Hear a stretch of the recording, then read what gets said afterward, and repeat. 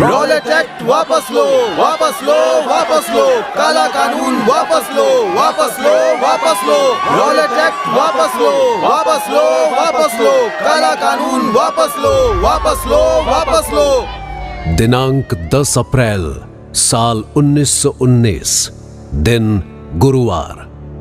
British सरकार द्वारा लगाए गए राउलेट एक्ट का जगह जगह विरोध शुरू हो चुका था। खास तौर पर पंजाब में इस एक्ट का जबरदस्त विरोध देखने को मिल रहा था। गलियों बाजारों में प्रदर्शनकारियों ने राउलेट एक्ट को वापस लेने के लिए नारेबाजी और विरोध प्रदर्शन शुरू कर दिया था। हिंदुस्तानियों के इस विरोध प्रदर्शन को देखते हुए ब्रिटिश सरकार ने राष्ट्रवादी नेता सैफुद्दीन किचलू और डॉक्टर सत्यपाल को गिरफ्तार करके जेल में डाल दिया था। इसके साथ ही एक एक प्रदर्शनकारी, स्टूडेंट्स और जो कोई भी अंग्रेज सरकार के इस काले कानून के विरोध में बोलता, उसे गिरफ्तार करके डिटेंशन सेंटर भेजने का ऑर्डर दे दिया गया। पंजाब में किसी के भी आने पर रोक लगा दी गई। ब्रिटिश सरकार ने पूरे पंजाब में धारा 144 यानी कर्फ्यू लगा दिया, जिसके तहत अगर कहीं भी 2 लोगों से ज्यादा का ग्रुप दिखाई देता तो उन्हें सीधे गोली मार देने का आदेश दिया गया था।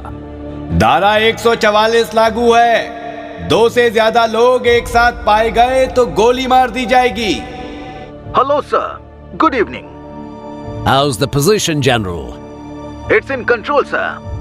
We have put it the Act 144. Amritsar is in the hands of rebels, General. It is your job to get it back. Yes, sir. I will do my best. Listen carefully, General. I want to put an example of punishment. A punishment which creates such fear that would be of great practical value for us. I hope you will do the needful action. I understand, sir. Good night, General. Good night, sir. General Dyer ने phone का receiver वापस रख दिया और फिर वो एक पल के लिए खड़े होकर कुछ सोचता रहा और फिर वापस जाकर अपनी कुर्सी पर बैठ गया। दिनांक 13 अप्रैल साल 1919, दिन रविवार। अब तक शाम के लगभग 5 बज चुके थे। जलियांवाला बाग में हजारों लोगों की भीड़ पहुंच चुकी थी। वैशाखी की बधाइयां देने का सिलसिला अभी तक चल रहा था। हालांकि लोगों में वैशाखी से ज्यादा इस जनसभा का उत्साह नजर आ रहा था। आजादी की लड़ाई के सिलसिले में यह सबसे बड़ी जनसभा थी। जनसभा अपने पूरे जोर पर थी। हजारों की भीड़ बड़े उत्साह से अपने नेता की बात सुन रही थी। तभी बाग के भीतर तक आने वाली एकमात्र सकरी गली में सैनिकों के पैदल मार्च की तेज आवाज गूंजने लगी। अभी तक भीड़ में पीछे की तरफ खड़े लोगों के कान में ही ये आवाज सुनाई पड़ी थी। वे लोग मुड़कर पीछे देखने लगे।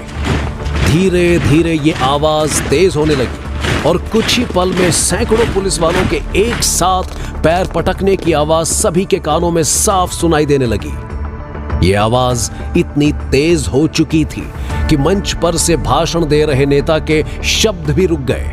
अब तक वहां पर ब्रिटिश इंडियन आर्मी के तकरीबन 150 पुलिस वाले बंदूक ताने खड़े हो चुके थे और उनके ठीक पीछे लाल आंखें लिए हुए जनरल डायर।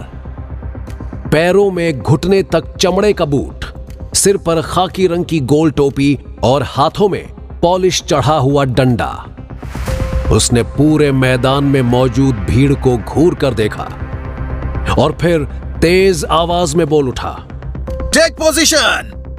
उसके इतना कहते ही तकरीबन 150 पुलिस वाले अपने घुटनों के बल बैठ गए और उन सभी ने भीड़ की तरफ बंदूक की नाल करते हुए पोजीशन ले ली। Gun load. सभी पुलिस वालों ने एक साथ अपनी अपनी बंदूक में गोलियां लोड कर ली। फायर। डायर के इतना कहते ही एक साथ तड़ातड़ गोलियों के चलने की आवाज सुनाई देने लगी। बाग में मौजूद भीड़ कुछ समझ पाती कि उससे पहले ही लोगों की अगल बगल लाशें गिरने लगी। खून की छींटें लोगों के कपड़ों पर पड़ने लगी और लोग चीखते पुकारते अपनी जान बचाने के लिए इधर उधर भागने लगे। गोलियों की आवाज इतनी तेज थी कि लोगों की चीख पुकार उनके बीच कहीं दब सी गई थी। यहां से बाहर निकलने का सिर्फ एक ही रास्ता था और उस रास्ते को ही जनरल डायर अपने सिपाहियों के साथ घेर कर खड़ा था। उस तरफ जाने का मतलब था मौत के मुंह में जाना। डायर के सैनिकों की बेरहम बंदूक ने किसी भी निहत्थे को यहां से बचकर जाने नहीं दिया। मात्र 10 मिनट के इस खूनी खेल में जनरल डायर के ऑर्डर पर ब्रिटिश पुलिस ने 1650 राउंड फायर किए। शोर से भरा हुआ यह जलियांवाला बाग अब बिल्कुल शांत हो चुका था। बाग का हरा मैदान अब लाल रंग के खून से लथपथ लाशों के ढेर में दब सा गया था। जलियांवाला बाग का नरसंहार भारत के इतिहास के काले पन्ने में दर्ज वो घटना है जिसके दर्द की लकीरें आज भी उन परिवारों के सीने में दफन हैं जिन्होंने अपने लोगों को इसमें खोया था।